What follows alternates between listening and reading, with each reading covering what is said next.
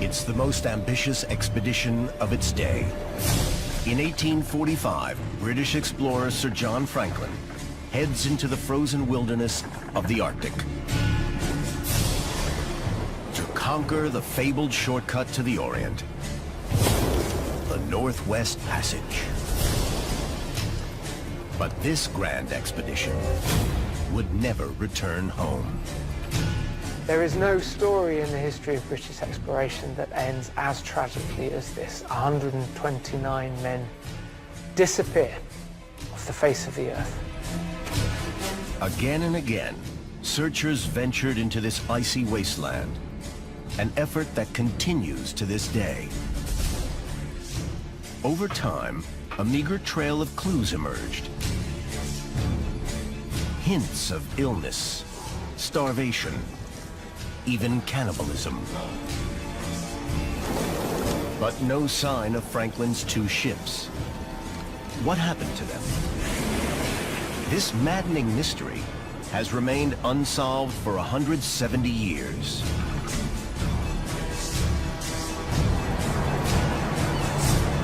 But now, archaeologists are mounting a far-reaching modern search for Franklin's lost ships. Ships don't just disappear.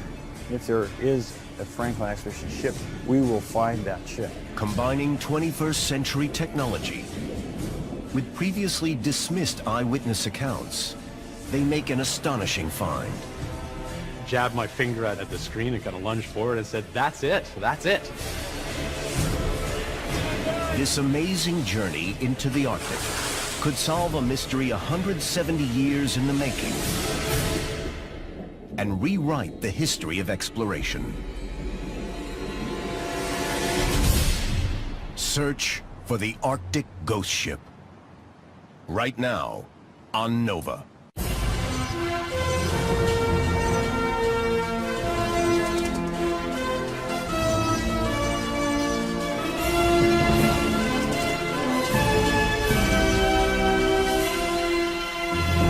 Major funding for NOVA is provided by the following. The Canadian Arctic. As the summer of 2014 comes to an end, the ice is closing in. Working from icebreakers, a team of wreck hunters is scouring the ocean floor with their sonar equipment. They're searching for two ships, believed to have sunk in these frozen waters in the 19th century. This high-tech mission is only the latest in a long history of failed attempts to solve a perplexing mystery. What happened to the British explorer Sir John Franklin and his crew of 128 fine sailors when they sailed two heavily fortified ships into this Arctic wasteland and then vanished off the face of the earth? That question has gone unanswered for 170 years.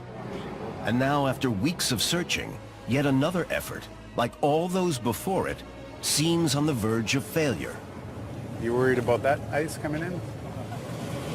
It's not good. In just days, these seas could freeze over completely. You're gonna stop it? Yeah. So Okay. let's head back towards the ship. Their window is closing. The mystery has its origins in 1845, as two great ships leave England on a historic quest to map the fabled Northwest Passage.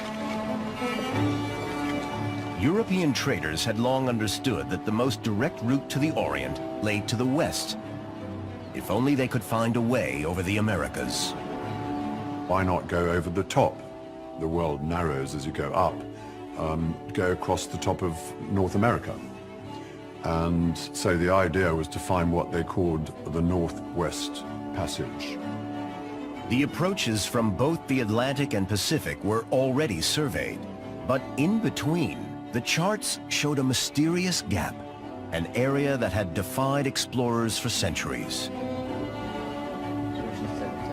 So in 1845, Sir John Franklin set out to find once and for all whether the gap could be bridged and to claim the passage for the British Empire. The fact that there's an empty space on the chart, a terra incognita, that's both appealing but also an insult to the British Navy. They need to fill in the lines on the map. There's power in the ink lines that are drawn on chart. It's ownership, it's sovereignty, it's politics.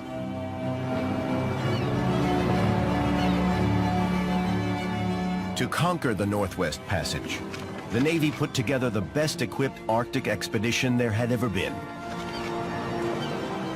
Sir John Franklin, a veteran of the Arctic, was chosen to lead. Sir John Franklin was one of the 2 or 3 outstanding polar navigators of the first half of the 19th century. He combined experience, scientific expertise, and a proven track record as a leader of men. 59-year-old Franklin had led 2 previous Arctic expeditions to survey the coastline of the North American mainland. During one trip, when supplies ran low, the crew had to eat anything they could to survive. And Franklin became affectionately known as the man who ate his own boots. This time, he was better prepared.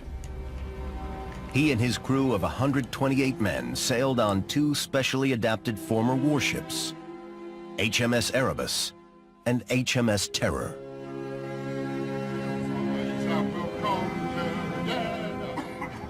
These young men had left behind their loved ones in pursuit of the greatest prize in Arctic exploration. They knew the ships would encounter ice, so the hulls were strengthened with oak planking up to 8 feet thick and reinforced with iron plate.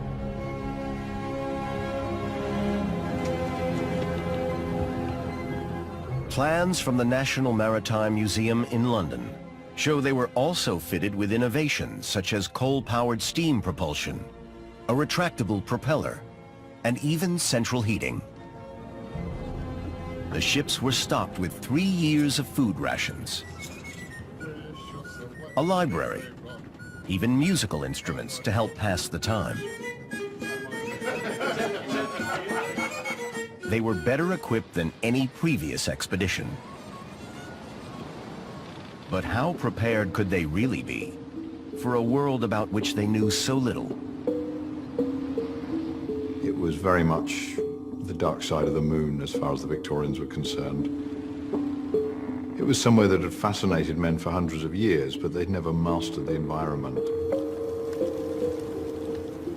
In July 1845, a whaling ship recorded a final sighting of the expedition in Baffin Bay, west of Greenland. From there, they sailed into oblivion.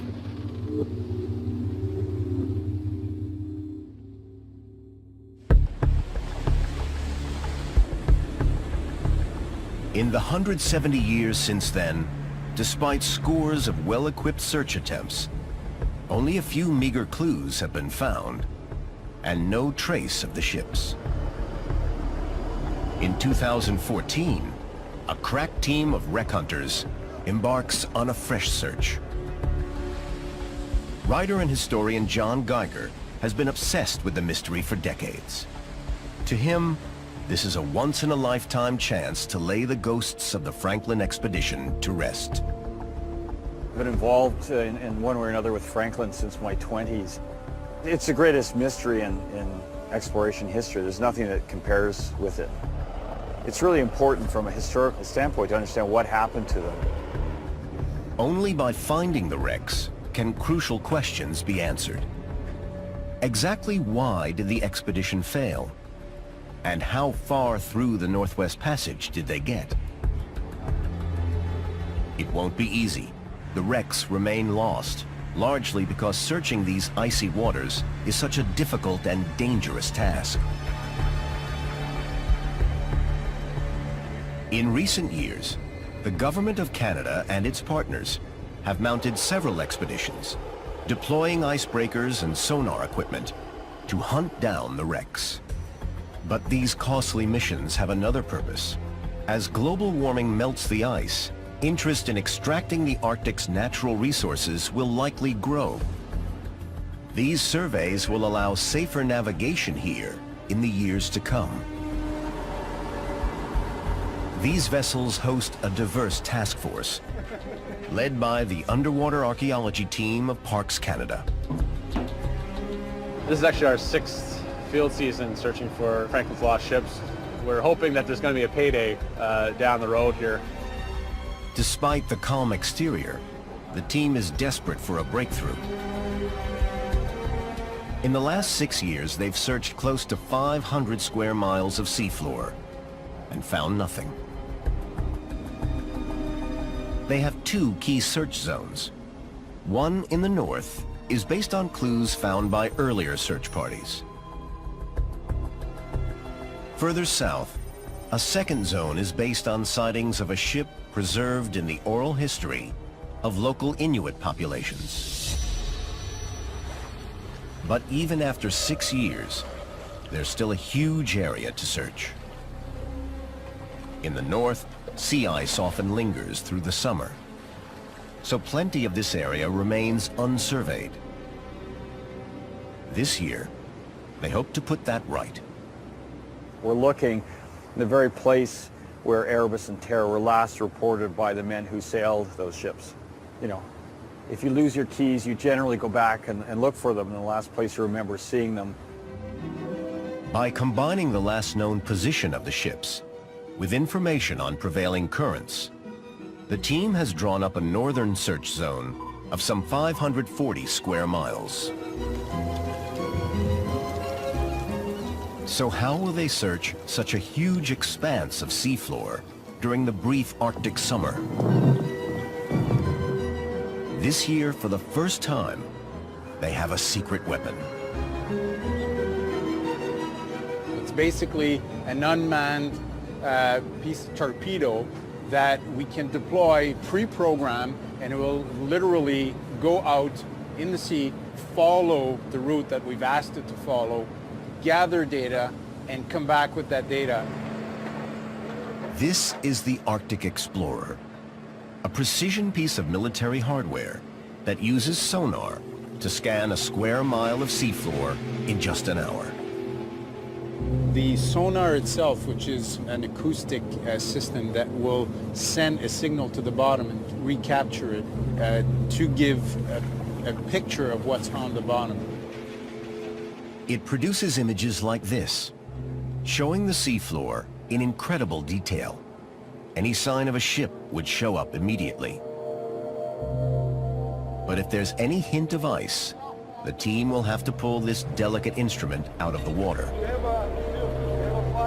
The last thing they need is to lose their best search vehicle. For the first 2 weeks of the search, drifting ice floes have prevented them from deploying the Arctic Explorer. But their luck may be about to change. We're seeing a growing surface area of open water. It's in some... A small window in the ice is an opportunity to deploy the Arctic Explorer for the first time. It's a risk, but just one pass could be enough to reveal a wreck. It looks like we should try to get into action.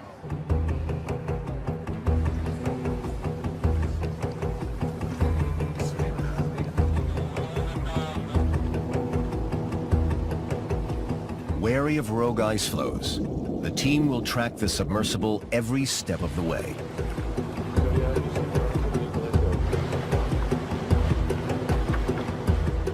For several hours, it will track up and down the search zone, scanning an area of a few square miles. Only when the sub returns can they access the images, hoping against hope for a glimpse of a wreck.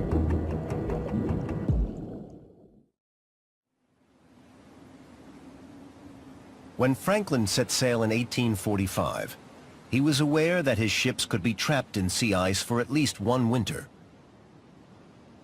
But in 1847, after 2 years with no word, Lady Jane Franklin put pressure on the authorities to start looking for her husband and his crew. Rescue missions were sent from Britain and America, and in 1850, near the entrance to the Northwest Passage, a joint search team turned up the first clue.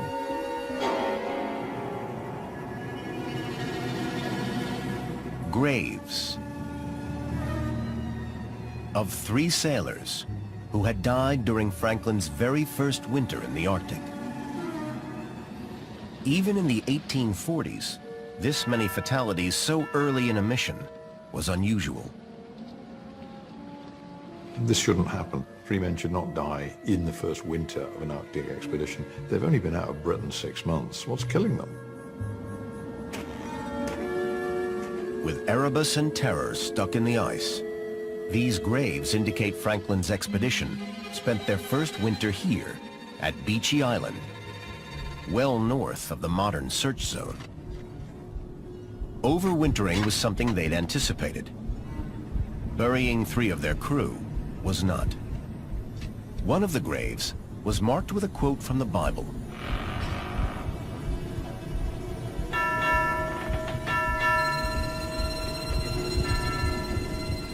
Thus saith the Lord of hosts, consider your ways. Puzzling, it's ominous. Has something gone wrong? Do they sense that something is going to go wrong for the rest of the expedition?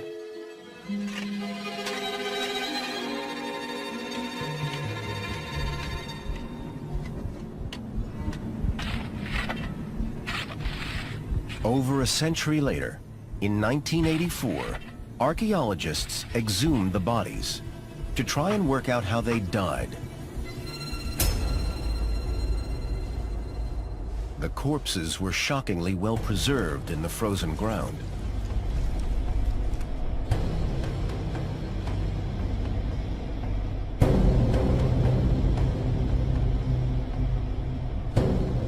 Tests revealed high levels of lead in their systems. Lead was a common pollutant in 19th century England. But it could also have come from piping in the ship's water system, or even from the solder used to seal canned food. Innovations designed to protect the men from the rigors of the Arctic. But the tests didn't prove that lead poisoning was the cause of death. So this clue only deepened the mystery.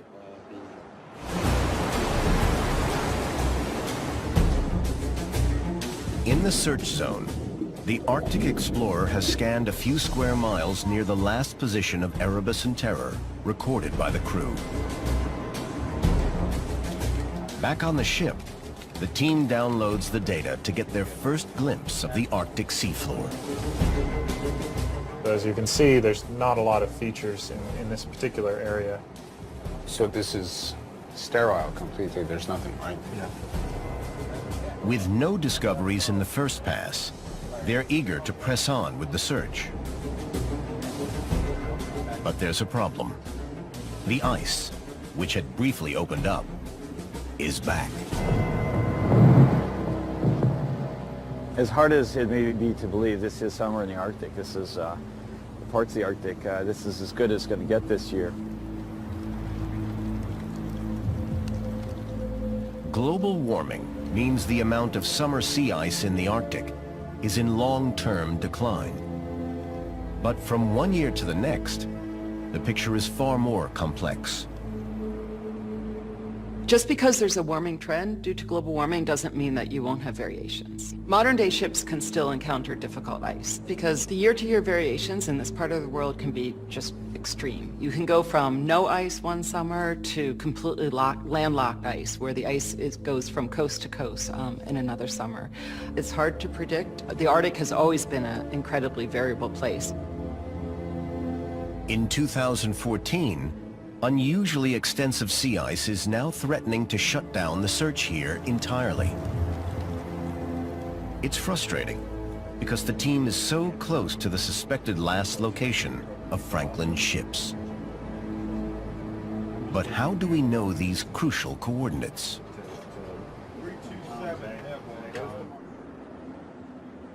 After the discovery of graves in 1850, several more search expeditions were sent to the Arctic. And in 1859, nearly 15 years after Franklin set sail, the next tantalizing clue was found on King William Island, nearly 400 miles south of the burial site. Here, in a stone cairn, men of the Franklin expedition had left a single handwritten note. The note, an incredible document of the fate of the Franklin cruise. But how can a piece of paper hold fortune in its hands? This is the most important object that has been recovered. This precious piece of the Franklin puzzle is now held at the National Maritime Museum in London.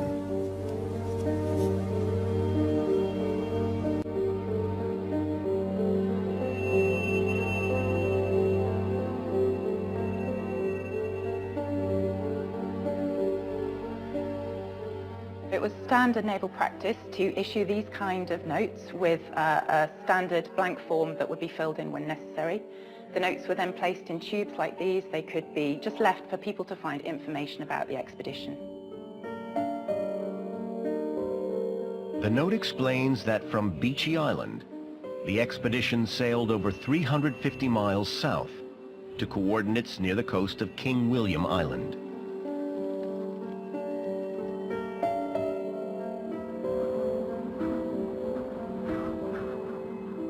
Here the men spent their second winter in the Arctic, and the message ends with the upbeat words, "All well." But scrawled around the edge of the note is another message, written a whole year later.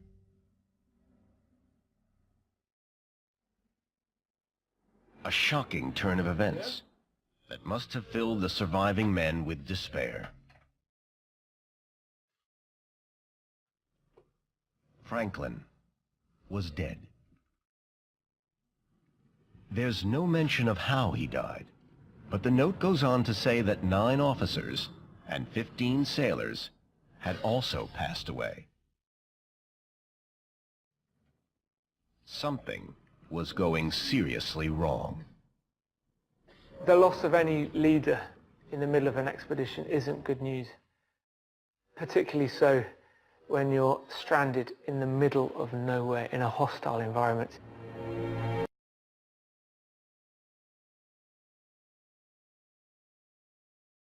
The captain of HMS Terror, Francis Crozier, was now in command, and he had a problem. His note implies that rather than breaking up, the sea ice remained frozen solid throughout the summer of 1847.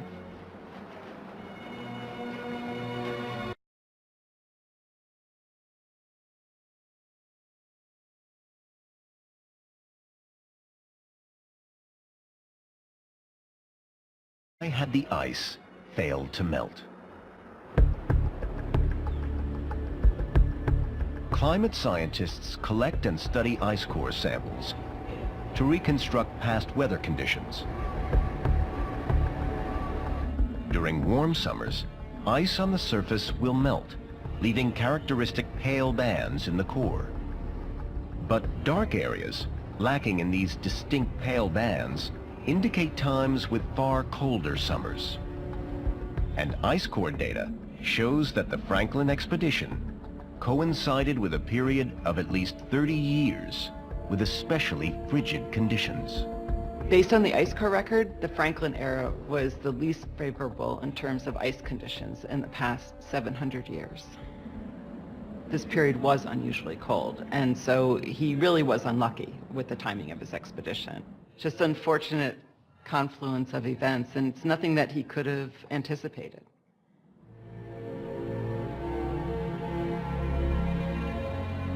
Mother Nature had dealt a cruel blow, but with the fate of 105 ailing men in his hands, the note reveals that Captain Crozier decided to make his move.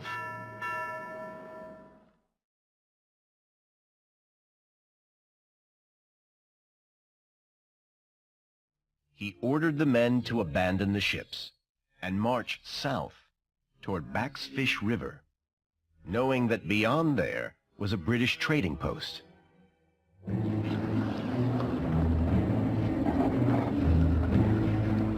Setting off, they faced a daunting trek of over 1,000 miles to reach it.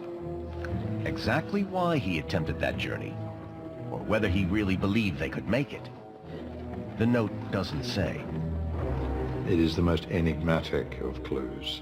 It's just enough to locate them in the landscape. It's just enough to tell you that something terrible has happened. It's just enough to point you in the right direction to follow them. But there's so many things that are not there.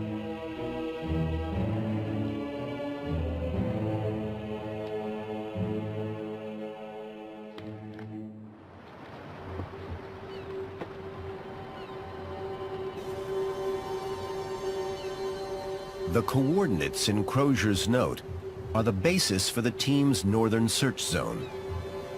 But winds and currents mean the ships could have ended up anywhere within this huge area. And in 2014, sea ice has plagued that area all summer.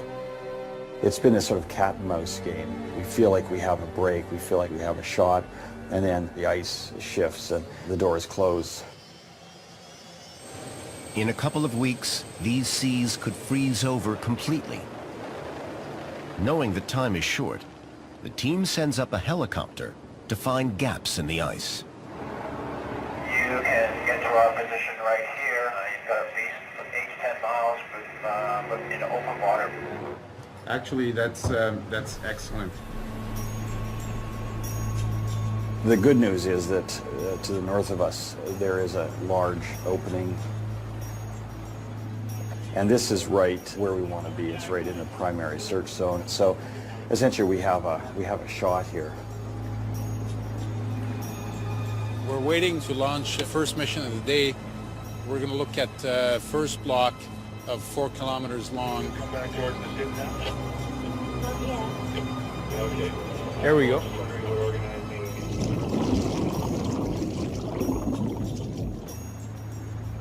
Now the waiting starts.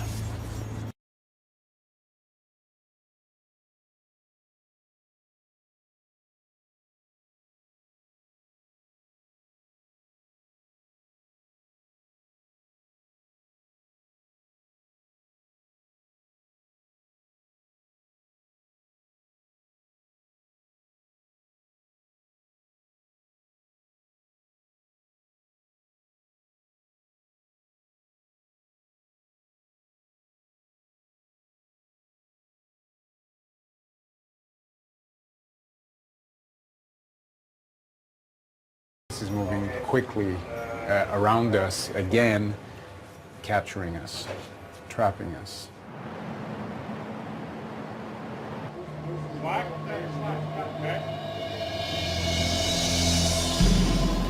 The northern search zone is huge, and the ice makes for slow progress.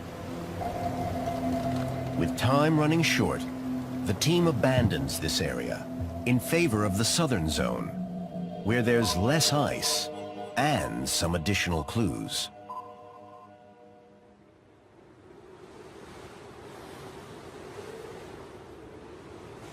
The team began looking here 6 years ago, based on eyewitness accounts of the plight of Franklin's men, preserved by Inuit oral tradition. Oral tradition is very important aspect of Inuit culture and Inuit life. That's how we learn about where to go and get the food. Or you may know about these ice conditions in the springtime. Oral history had to be very, very accurate, because if it was not, it could mean death. According to Inuit accounts, expedition survivors were spotted many times as they marched south. Those sightings were later passed on to search parties, including one remarkable story gathered in 1869 by American explorer Charles Francis Hall. It describes a dramatic face-to-face encounter between the Inuit and one group of Franklin's men. According to the story, an officer walked forward, shouting the Inuit word for friend. Some believe this was Captain Crozier, who had learned some Inuit words on a previous expedition.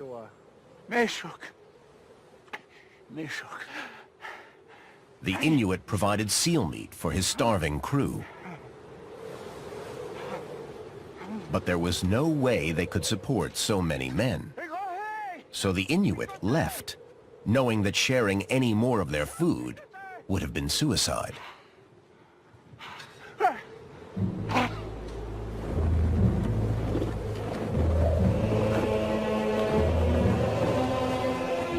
So the men continued to march southward. According to Inuit accounts, they dragged small boats laden with supplies. If they stop, they die. So they walk and they pick themselves up and they try and head south, pulling the ship's boats behind them. The word cold, as we know it, takes on a different meaning. You feel like you want to roll up in a fetal ball all the time. You become inactive, weak-willed. You don't want to do anything other than sort of creep into some place where there's no wind and no cold. It was a horrific ordeal for the malnourished crew. But Hall's report wasn't the first time Inuit accounts of the expedition had reached England. In 1854, the explorer Sir John Rae spent time with another group of Inuit who described a particularly grisly discovery.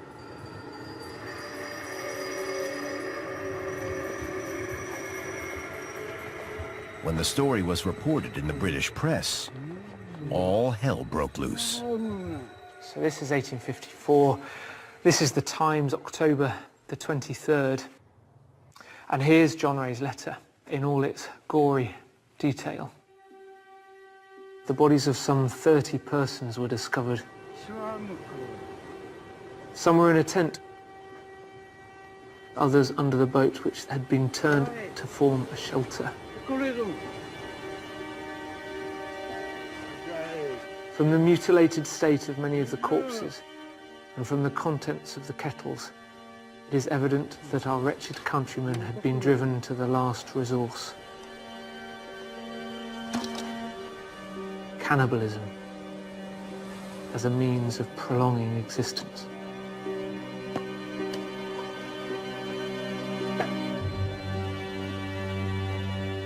It's a horrendous, horrific truth for a Victorian public to hear. Heroes don't eat each other, least of all naval heroes. To many in Britain, the stories of cannibalism were an insult. And none other than Charles Dickens leapt to the men's defense. He dismissed the Inuit accounts as the chatter of a gross handful of uncivilized people, with a domesticity of blood and blubber. But in 1992, archaeologist Anne Keenlyside carried out extensive research on bones that had just been discovered on the coast of King William Island. Fragments of fabric and buttons found with them indicated that they were members of Franklin's crew. This site map shows the distribution of the bones that we uncovered at the site. On this end of the site, there is a scattering of bones. They're fairly widely scattered. And then as we move towards this end of the site, you see a dense concentration of bones in this area here.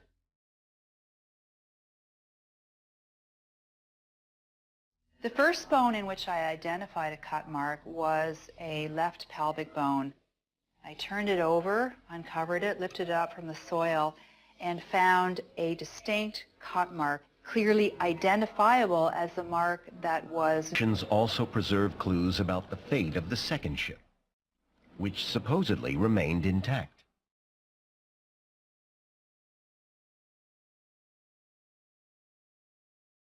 Could this information help to narrow down the search?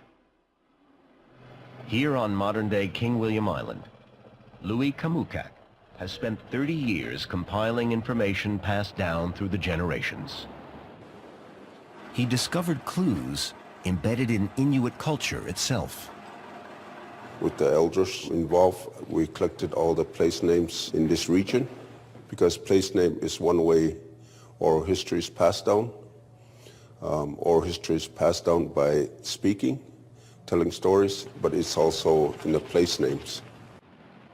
There's places like past Simpson Strait, Omertelik, a boat place. That's a story where one of the ships was when it was still afloat. That's why it's called a boat place. This not made by an animal. These kinds of human-made cut marks tend to have a V-shaped cross-section depending on the shape of the blade.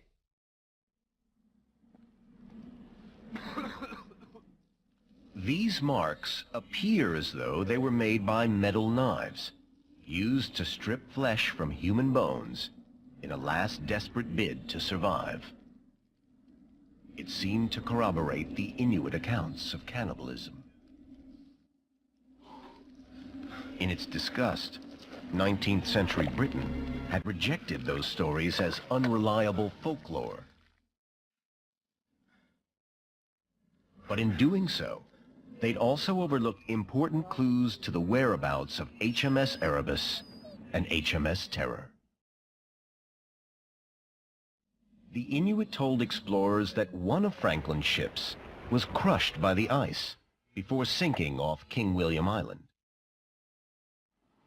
But oral tradition boat place is found well south of King William Island. Based on that and other Inuit accounts, Parks Canada has drawn up its southern search zone.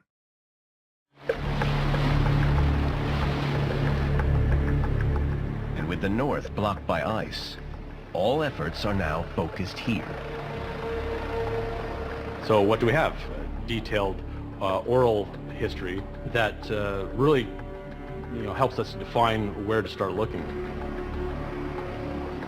If we're not for information provided by the Inuit, we would have no reason to start looking for Franklin's ships down in the Willamette and Crampton Bay.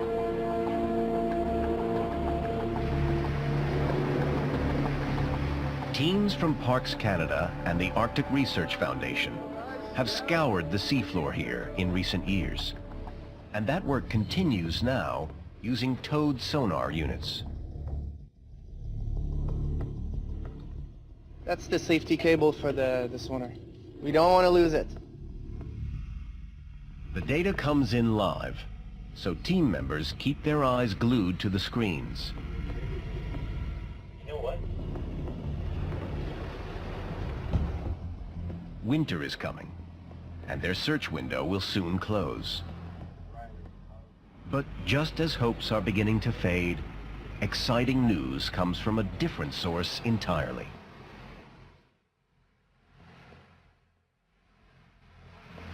For many years, a separate team led by anthropologist Doug Stenton has also been looking for clues on land.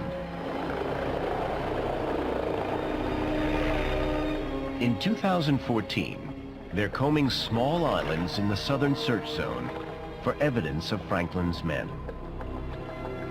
And on September 1st, it's helicopter pilot Andrew Sterling who makes a stunning find. Just walking on the beach, sort of something caught my eye out at the side, and it just looked out of place, the color in behind a rock. So I just went over to investigate it. Could this be the breakthrough the team has been hoping for? We all looked at it and went, well, this is from a ship. We didn't know what it was. We're not marine archaeologists per se. But we all thought this just has that, we all just sensed it. The object is stamped with characteristic marks known as broad arrows, signifying British Royal Navy property. It was just unmistakable what the significance was. An indisputable indication that this came from a Royal Navy ship and undeniably from either Erebus or Terror. The object is quickly identified from the ship's plans as the metal fitting that supports one of the ship's cranes. And it was found in the heart of the southern search area, close to the Inuit sightings. This large iron object, very close to where the Inuit report that they encountered one of these ships, to find this in that vicinity is very, very exciting, and it really told us that we were barking up the right tree.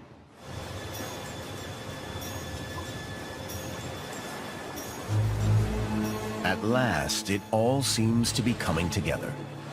This find is the most important discovery since the Cairn Note over 150 years ago. Are they finally on the verge of solving the Franklin puzzle?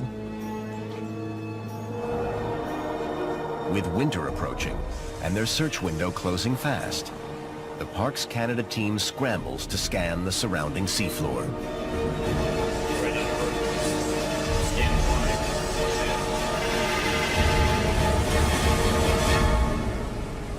My colleague and I were manning the side-scan sonar station. We're both looking at the sonar monitor, and there it comes. This really unmistakable outline of a shipwreck. No doubt what it was. Started to scroll down the monitor. And it wasn't even halfway onto the screen before you really knew what you were looking at. Jabbed my finger at the screen and kind of lunged forward and said, "That's it, that's it."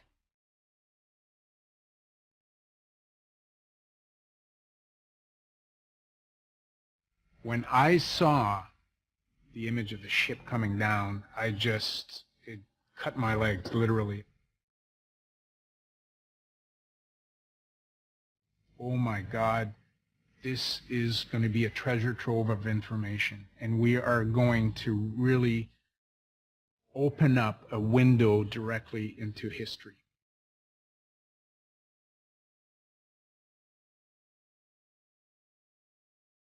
It's a pivotal moment in the Franklin story. Thanks to the Inuit oral history, and ironically to the ice that forced them south, the team has finally located one of Franklin's long-lost ships. This is a great moment for exploration. We've been searching for 160 years for answers to what happened to the Franklin expedition. The best equipped, most finely prepared and trained expedition that had ever set out for the Northwest Passage, and to have it literally obliterated, and in mass disaster, no survivors, and no ships. It's just, it's been a confounding mystery. To finally have something significant, to finally have a ship, is just incredible. I've spent most of my adult life dreaming of this day, and it's here. Scientists have located one of the ships from the fabled Franklin expedition. One of two ships used to search for the Northwest Passage. You have finally hit the jackpot. An absolutely incredible day for those people, some of whom have spent a good chunk of their life's work. For underwater archaeologists Marc-Andre Bernier and Ryan Harris, it's the find of a lifetime. But they're desperate for a closer look. So before the seas freeze for another winter, they dive down to see the ship with their own eyes.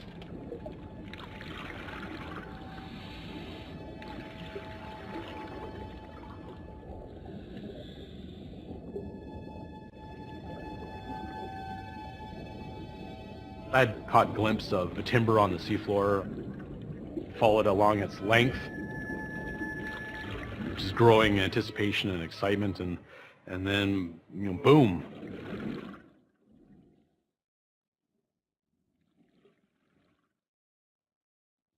Towering overhead, out of the haze, loomed the bulk of this stately shipwreck, full 5 meters tall. That sensation, finally laying hand on the side of this storied shipwreck, is quite a remarkable experience that I'll never forget.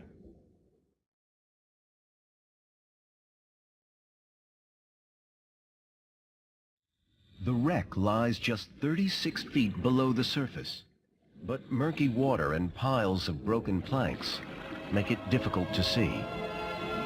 Among the timbers, a familiar shape catches the eye.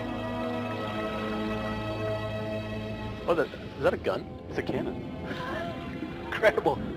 Is that two of them? Two of them? Yeah. There's so much to see. It boggles the mind. Directly over the wreck, the Canadian Hydrographic Service carries out more sonar work to create a virtual image of the entire site. The masts have been swept away by drifting sea ice, but the hull of the ship is in one piece.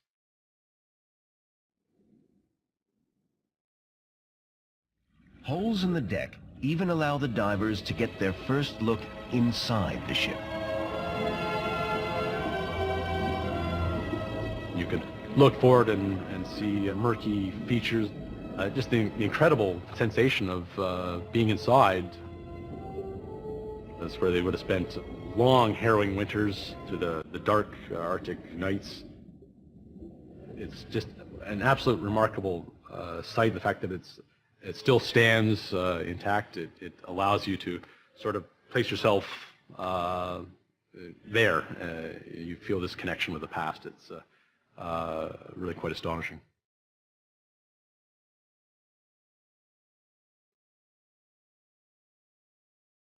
To cap it all off, there is one last prize. And I hear John call over on the headset saying, "You're not going to believe this, but I found the bell."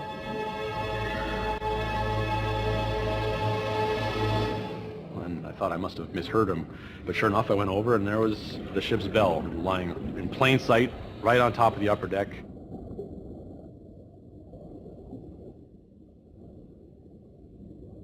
Embossed on the side is the year that Franklin set sail, 1845. A poignant reminder of the terrible events that played out on this ship 170 years ago.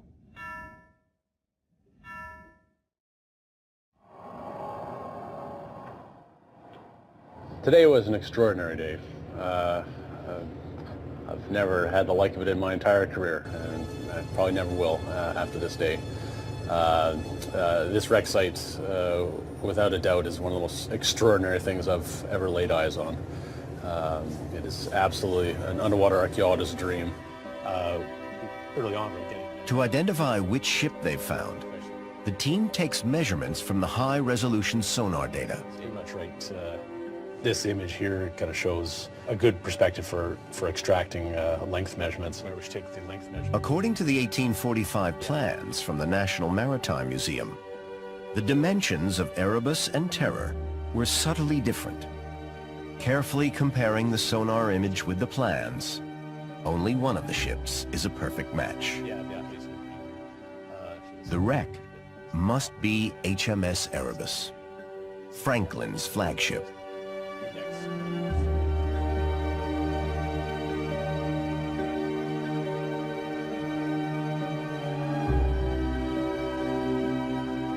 The sonar data is used to produce this three-dimensional reconstruction. The wreck will be explored in great detail in years to come. But it's already produced an extraordinary idea that could rewrite the history of Franklin's expedition.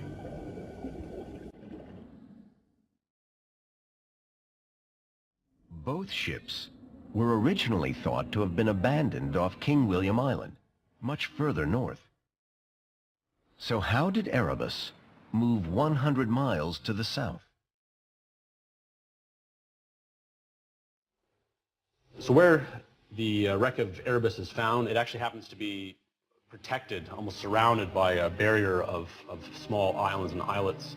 What we ask ourselves is how this ship arrived at that location.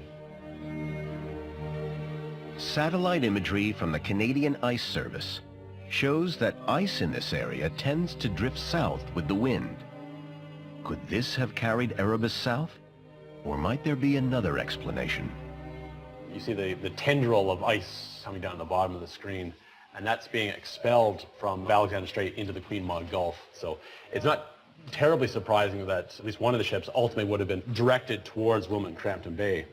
What is less clear, however, is how it could have gotten through this tangled web of small islands and shoals, how it worked itself into a protective pocket where we find it today.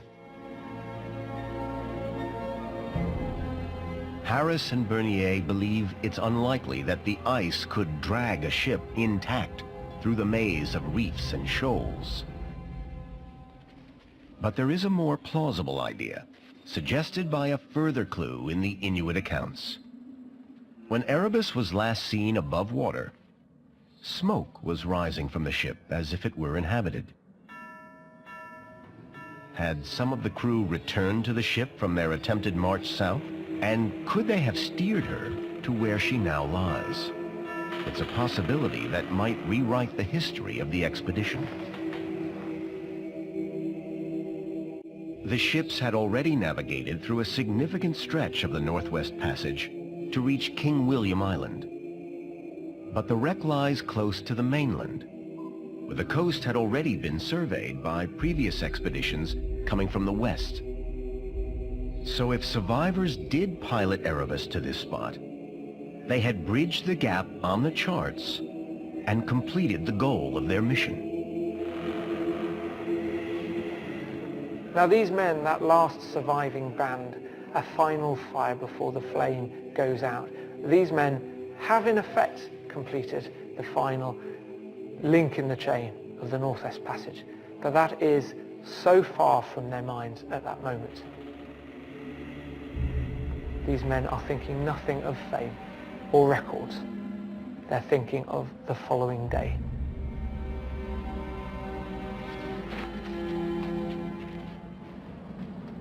Inuit accounts mention a few sets of what they called white men's footsteps heading inland.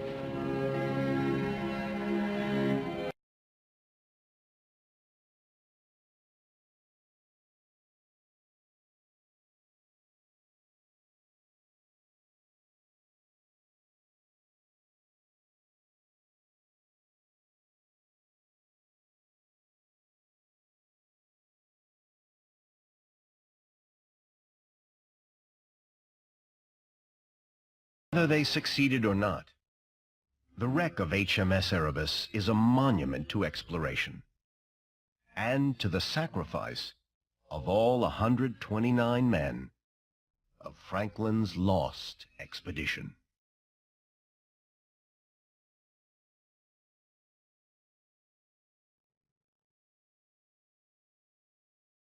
The exploration continues on NOVA's website, where you can watch this and other NOVA programs. See expert interviews, interactives, video extras, and more. Follow NOVA on Facebook and Twitter, and find us online at pbs.org/NOVA.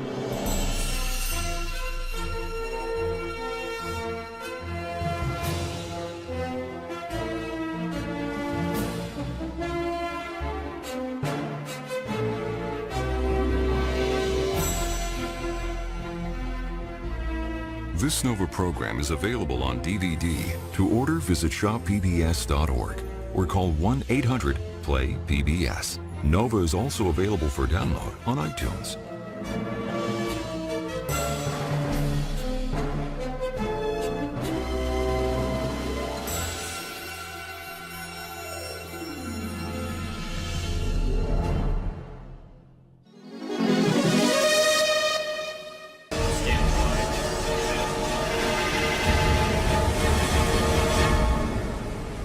My colleague and I were manning the side-scan sonar station.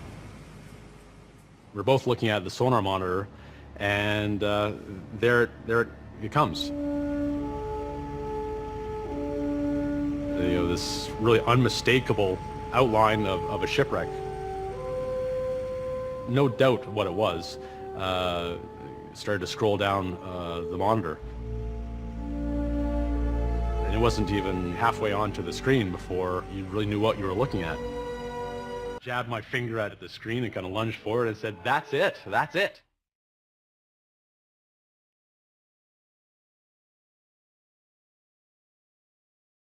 When I saw the image of the ship coming down, it cut my legs, literally. Oh my God, this is going to be a treasure trove of information, and we are going to really open up a window directly into history.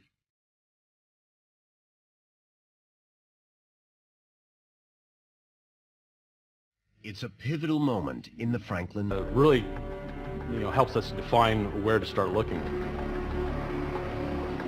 If we're not for information provided by the Inuit, we would have no reason to start looking for Franklin's ships down in the Willamette and Crampton Bay.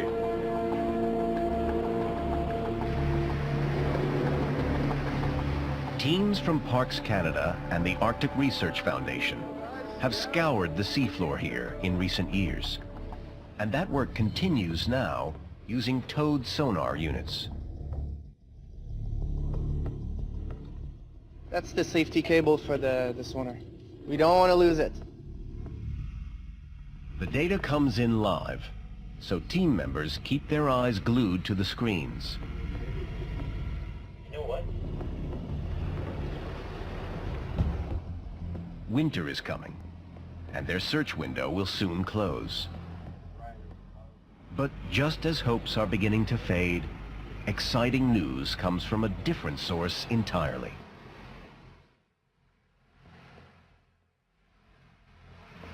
For many years, a separate team led by anthropologist Doug Stenton has also been looking for clues on land.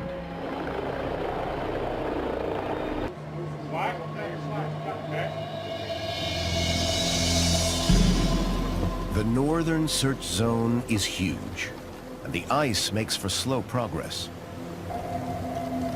With time running short, the team abandons this area in favor of the southern zone, where there's less ice and some additional clues.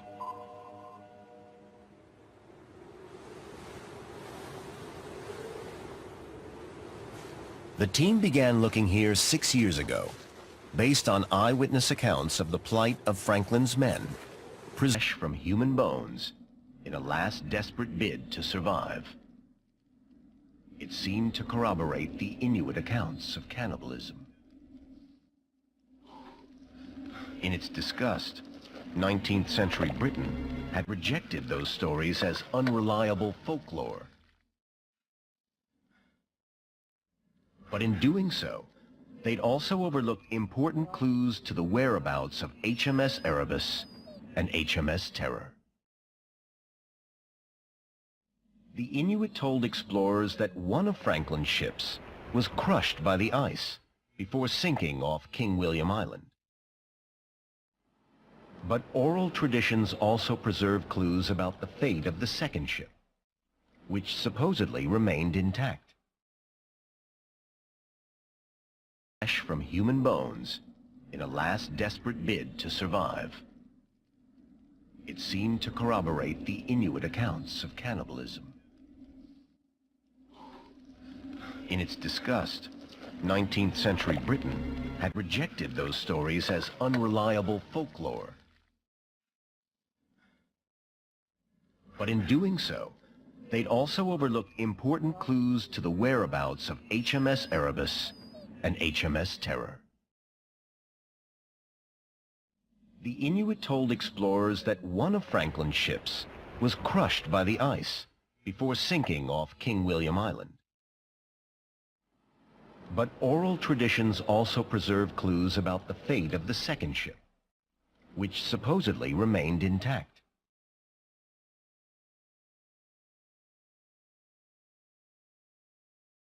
Could this information help to narrow down the search? Here on modern-day King William Island, Louis Kamukak has spent 30 years compiling information passed down through the generations. He discovered clues embedded in Inuit culture itself. With the elders involved, we collected all the place